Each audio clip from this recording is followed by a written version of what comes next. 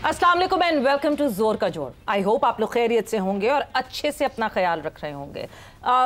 I hope कि आप लोग इस बात पे शॉक नहीं होंगे कि either we have joined in late या फिर हम लेट जो है वो अपना शो स्टार्ट करें। So no, this is not happening. आपने एक नई शक्ल, एक नया तौर तरीका जोर का जोड़ का तो देख ही लिया with all that change title and everything. मगर चेंजेस हुए कुछ, और चेंजेस क्या हुए वो आप लोगों को बताना ज़रूरी है।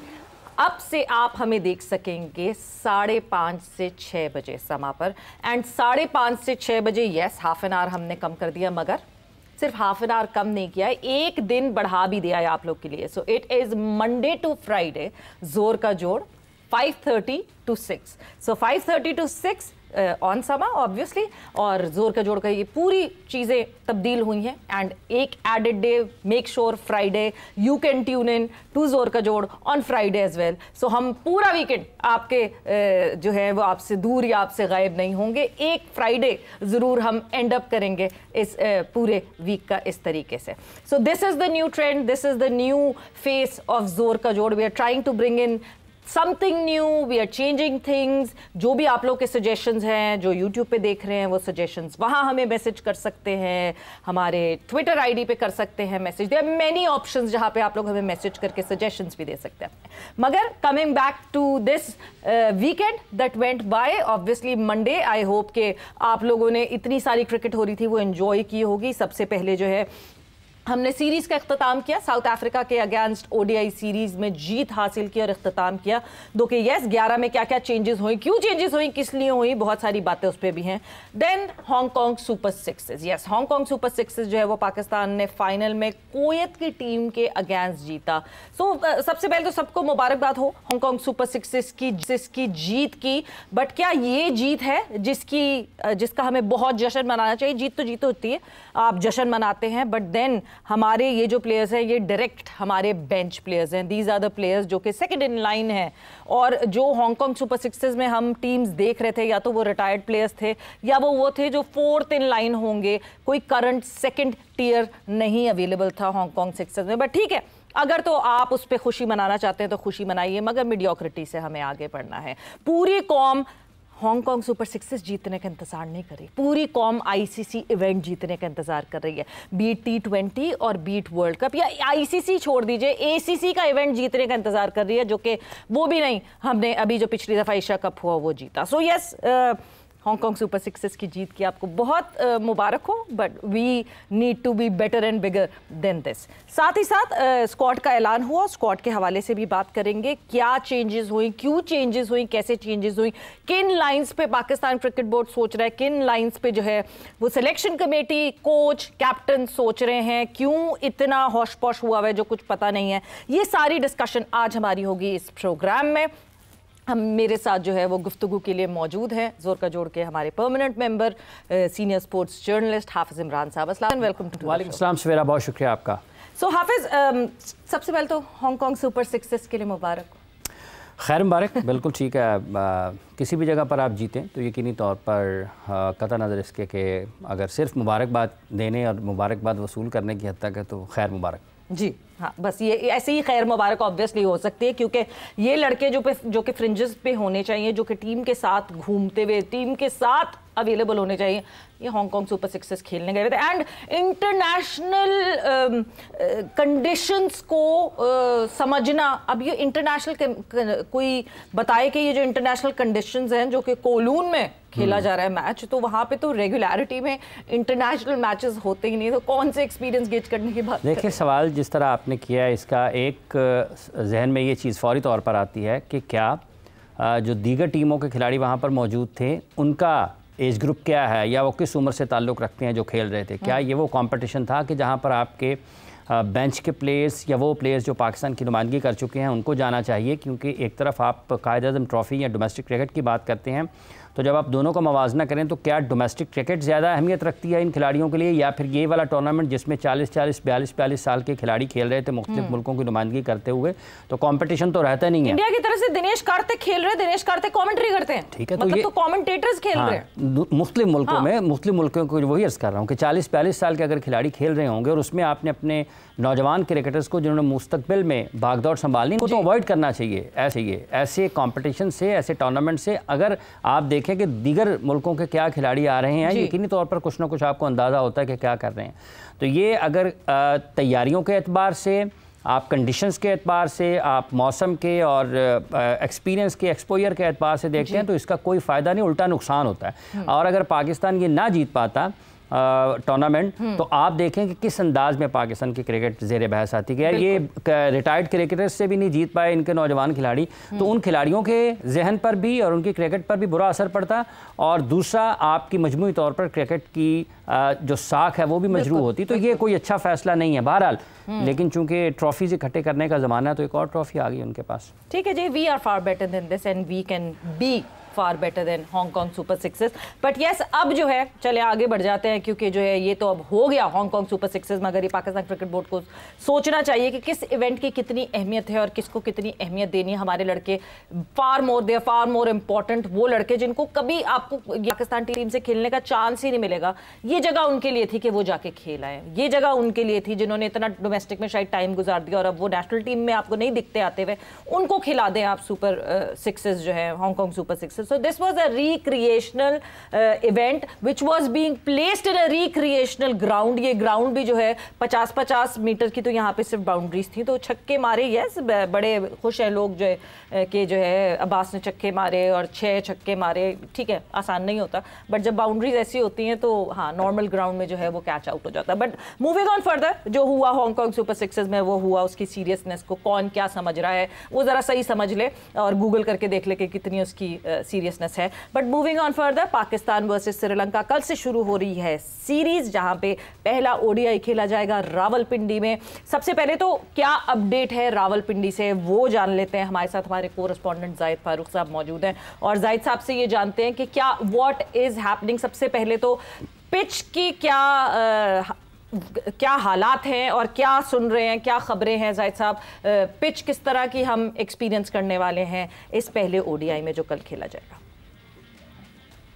Thank you very much Savera. बिल्कुल, पिच की आपने बात की तो पिच बैटिंग ट्रैक नजर आ रहा है, एक स्पोर्टिंग विकेट, और आज बड़ा खूबसूरत मौसम है और कल की भी यही प्रेडिक्शन है। दोनों कैप्टन जो है अभी दोनों कैप्टन की जो प्रेस कॉन्फ्रेंस है वो खत्म हुई है और ट्रॉफी की भी रूनुमाई हुई है। पहले शाहीन शाह अफरीदी ने प्रेस कॉन्फ्रेंस की और उन्होंने कहा कि बिलाशुबा हम जीते हैं, लेकिन गलतियां भी हमसे हुई हैं। मेरा ये उनसे क्वेश्चन भी था कि जब जीते हैं तो सारी गलतियां भी होती। उन्होंने कहा कि हम गलतियों पर काबू पाने की कोशिश करेंगे और उन्होंने कहा कि बाबर जो है उनका फॉर्म में आना, रिजवान का और फकर का, वो बड़ी अच्छी है और हम इसको मजीद बेहतर करेंगे। उन्होंने हसन नवाज को बेटे की मुबारकबाद भी दी और कहा कि डोमेस्टिक के लिए उनको बजवाया गया है, वो पाकिस्तान का सरमाया है। बाबर के बारे में उनका कहना था कि अनकरीब आप देखेंगे कि वो सेंचुरी जो है वो स्कोर करेंगे। उन्होंने कॉन्फिडेंस की बात की और खासतौर पर आज की जो बात उन्होंने की कि जब मुझे कैप्टन बनाया जा रहा था तो फिर मैंने सबसे पहले रिजवान से बात की और रिजवान से मैंने कहा था कि मैं कैप्टन बनने जा रहा हूं, आपकी मुझे सपोर्ट चाहिए। और उन्होंने रिजवान की बहुत ज्यादा तारीफ की कि वो किसानों जेंटलमैन है और उसने मुझे अपनी मुकम्मल तावन की यकीन दहानी कराई। चूंकि मुझे भी इससे पहले हटाया गया था उसके ऊपर उन्होंने कहा कि मैं नहीं बात करूंगा। श्रीलंकन कैप्टन ने भी प्रेस कॉन्फ्रेंस की और उन्होंने बताया कि पाकिस्तान टीम जो है वो बहुत अच्छा खेल रही है और पाकिस्तान टीम जो है उसमें बाबर और फकर की उन्होंने तारीफ की और पाकिस्तान की बॉलिंग की भी जो है उन्होंने तारीफ की और उन्होंने कहा कि हम अच्छी जो क्रिकेट है उसको खेलने की कोशिश करेंगे। पाकिस्तान के साथ हमेशा जो सीरीज होती है वो अच्छी सीरीज होती है, अच्छी क्रिकेट होती है और हमारी कोशिश यही है कि हम इस दफा और अच्छी क्रिकेट खेले। आज पिंडी क्रिकेट स्टेडियम के अंदर एक मॉक एक्सरसाइज भी हुई कि किसी भी सूरत हाल से निपटने के लिए, और पूरे स्टेडियम को बम डिस्पोजल जो स्क्वाड था उन्होंने भी किया। सराज हुसैन जो किस्से थे उनकी मदद से भी पूरे जो स्टेडियम की है उसकी रिहायकी की गई। तो आप कह सकते हैं कि कल के मैच के लिए पिंडी क्रिकेट स्टेडियम बिल्कुल तैयार है, और जो शायकीन है क्रिकेट को एक अच्छी क्रिकेट अच्छे मौसम। ठीक है जाहिद साहब, भरपूर तैयार हैं, और तैयारियां जिस तरह आपने बताई, यस प्रेस कॉन्फ्रेंस भी अभी जो है थोड़ी देर पहले कप्तान की हुई, मगर पॉइंट ये कि क्या शाहीन से हसन नवाज का सवाल क्यों पूछा गया? T20 के स्क्वाड में हसन नवाज नहीं है या ओडीआई के स्क्वाड में भी नहीं है? मतलब am I missing out something? देखिए, ये जब अभी ख़त्म हुई है सीरीज़ तो इसमें हसन मैच खेले थे वनडे स्क्वाड में भी, और अब अगर उनको, उससे पहले वो T20 में भी थे जब एशिया कप वो खेल रहे थे, तो एशिया कप के स्क्वाड का हिस्सा थे, लेकिन उनको ड्रॉप कर दिया गया 1-2 मैचेस के बाद, वो नहीं हुए। तो अब जहाँ तक ताल्लुक़ हसन नवाज का है, उनको भेजा गया है फर्स्ट क्लास क्रिकेट के लिए, और अब्दुल समद को गालिबन शामिल किया गया है T20 टीम में। हसन नवाज की जगह फ़खर जमान को शामिल किया और अब्दुल समद भी स्क्वाड का हिस्सा बने हैं ना। अब्दुल समद, फ़खर जमान को इन 3 मैचेस से पहले कोच साहब ने ये कहा था कि उनको कुछ अपनी टेक्निकल चीज़ों के ऊपर काम करना है। तो अच्छा हाफिज, ये हम एक एक करके करेंगे, कोच साहब ने क्या क्या कहा था, बिकॉज क्या क्या कहा था मुझे समझ नहीं आता कि हमारी मैनेजमेंट ये भूल जाती है कि वंस आप जब एक बात बोलते हैं, ये डिजिटल का दौर है, यहाँ ख़त्म नहीं होती बात, उड़ नहीं जाती कि एक दिन अखबार में छपा, उसके बाद वो अखबार जो है वो कहीं किसी ठेलों पे चला गया और आपको नहीं पता चला कि क्या हुआ, क्या खबर थी, क्या बोला था। अब तो आपने सिर्फ टाइप करना है, you get everything that you have said. So जब हम हसन नवाज की बात करते हैं तो हम शुरुआत करते हैं कोच साहब से पहले। कप्तान साहब सलमान अली आगा ने जून 2025 में हसन नवाज के लिए क्या कहा था? मतलब मुझे ऐसा लगता है कि सलमान अली आगा साहब जो है वो जब अपनी कैप्टनसी का पूरा दारोमदार इन 3 प्लेयर्स पे रख रहे थे, तो मोहम्मद हारिस भी नहीं है इस वक्त स्क्वाड में, हसन नवाज को भी जो है पहले पे खिला के चौथे पे खिलाया, चौथे पे खिला के 7वें पे खिलाया, और उसके बाद टीम से ही बाहर निकाल दिया। देन इन कंट्रास्ट कल क्या कहा जो हेसन है, उन्होंने क्या कहा? सो ये कंफ्यूजन्स, एक तरफ कोच कुछ कह रहे हैं, एक तरफ कैप्टन ने कुछ कहा, ये जून से लेके नवंबर तक ये 5 महीने में क्या हो गया? हालात बदल गए, जज्बात बदल गए। देखिए, बात पहले कप्तान ने ये कहा कि हारिस और हसन नवाज और तीसरा उन्होंने नाम लिया साइम अयूब का, ये हैं उनके मैच विनर्स, उन्होंने इनको बनाना है। ठीक, तो ये मैच विनर्स कैसे बना सकते हैं कि जब आप एक मैच के बाद किसी को ड्रॉप कर दें और उसको खुद कुछ किसी का ना पता हो। मैच विनर्स होते हैं, कोई उनको नहीं बनाता। अगर आप में पोटेंशियल है, अगर आप में एबिलिटी है, तो आप अपने आप को साबित करते हैं कि मैं ये ख़त्म कर दूंगा मैच। ये कप्तान के कहने से नहीं होता, वो उसने अपनी परफॉर्मेंस से साबित करना है। कप्तान ने उसको एनालाइज करना है, आइडेंटिफाई करना है और उसकी बेस्ट प्लेस के ऊपर उसको चांसेस देने हैं। जहाँ तक ताल्लुक़ इस माइक हैसन साहब का है, जो इन्होंने उसके बाद कहा है कि उसको कुछ कॉन्फिडेंस की ज़रूरत है तो वो फर्स्ट क्लास क्रिकेट में जाएगा, क्या सिर्फ हसन नवाज को कॉन्फिडेंस के लिए फर्स्ट क्लास में जाने की ज़रूरत है? तो इनकी एक बात एक खिलाड़ी के लिए और होती है, और जब किसी और खिलाड़ी के हवाले से बात करते हैं तो उसी को किसी और अंदाज में पेश कर रहे होते हैं। जब आप हसन नवाज की बात कर रहे हैं, आपने उसको कॉन्फिडेंस के लिए भेज दिया है, अब्दुल समद को किस कारकर्दगी की बुनियाद पर आप वापस ले आए हैं और उसी जगह पर? और पाकिस्तान क्रिकेट बोर्ड ने मेरा ख्याल जो जारी किया था, शायद उसमें यह कहा गया था कि किसी की हसन नवाज की जगह पर, यही अब आपने भी कहा कि हसन नवाज की जगह पर किसी को शामिल नहीं किया। ठीक है, तो मिडल, आपका मसला क्या है? मसला तो मिडल ऑर्डर बैटिंग का है। तो आप उसमें जब इतनी ज़्यादा तब्दीलियां करेंगे कि हर मैच में एक नया खिलाड़ी होगा, हर सीरीज़ के बाद 2 बदल जाएंगे, 2 बाहर से आ जाएंगे, तो स्टेबिलिटी नहीं आ सकती है। हसन नवाज अच्छे हैं या बुरे हैं, जब आप उन्हें हाईएस्ट लेवल पर लेकर आ गए हैं तो फिर उनको कुछ मौके दे देते ताकि कुछ ना कुछ तो वो सीख पाते ना। एक तो वो सेक्रीफाइस करते हैं, ये तो इनको ये कहना बंद कर देना चाहिए पाकिस्तान क्रिकेट टीम के ऑफिशियल्स को कि वो कुर्बानी दे रहा है, वो सेक्रीफाइस कर रहा है। कोई सेक्रीफाइस नहीं है, कोई कुर्बानी नहीं है। आप प्रोफेशनल क्रिकेट खेल रहे हैं, आपको बहुत भारी मुआवजा मिलता है, आपने उसके जवाब में कारकर्दगी का मुजाहरा करना है, बेहतर और मैचेस पाकिस्तान के लिए जीतने हैं। अगर किसी की नंबर 1 पर 2 पर जगह नहीं बनती तो उसको कहीं जाए नहीं, अभी हमारे पास वक्त नहीं है और हमारे पास प्लेयर्स नहीं है। जो जिस जगह का है वहां पर उसको खिलाएं।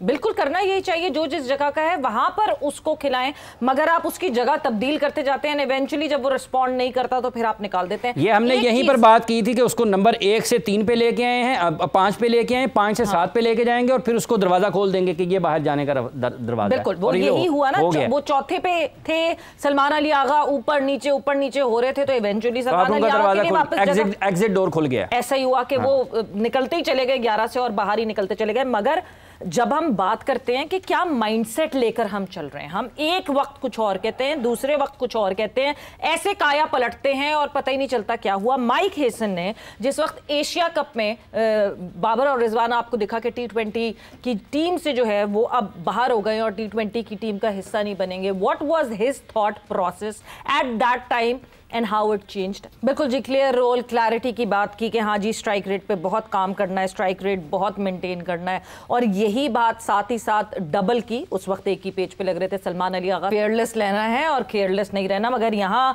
फेयरलेस नहीं रहे और केयरलेस भरपूर रहे। मतलब अगर ये सारी हम बातें सुनते हैं हाफिज साहब, तो एशिया कप में तो ये रिफ्लेक्ट ही नहीं की चीज़ है। इन्होंने खुद एक मैच में कहा, गालिबन एशिया कप के मैच में या फिर ये होम सीरीज में, कि आपने सिचुएशन को भी रिस्पेक्ट देनी है। नंबर 1 बात शुरू में इन्होंने कहा, अभी इसी जो आपने सुनाया है, इन्होंने शुरू में ये कहा कि जब तक मैं हूं ऐसे ही क्रिकेट खेलनी है, वे फॉरवर्ड यही है।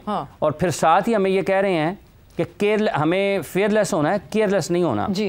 तो ये तो ऐसे ही है कि किसी बैट्समैन को कहें यार निकल के छिक्का मार, लेकिन देखिए आउट ना हो जाए। तो ये जो पाकिस्तान के कप्तान और कोच, इनको खुद नहीं पता कि ये क्या बात कर रहे हैं आज, और इन्होंने 2 दिन के बाद क्या बात करनी है। रोल क्लैरिटी की ये खुद बात कर रहे हैं, इनके अपने रोल में क्लैरिटी नहीं है कि इनका रोल क्या है। इन्होंने लोगों को कम्युनिकेट करना है तो इन्होंने किस अंदाज में करना है, किसी की सिलेक्शन को। अब बाबर आजम के बारे में ये कह रहे हैं कोच साहब जी कि उनको स्ट्राइक रेट के बारे में बेहतर करने की, तो कहाँ स्ट्राइक रेट बेहतर हो गया ना उसका?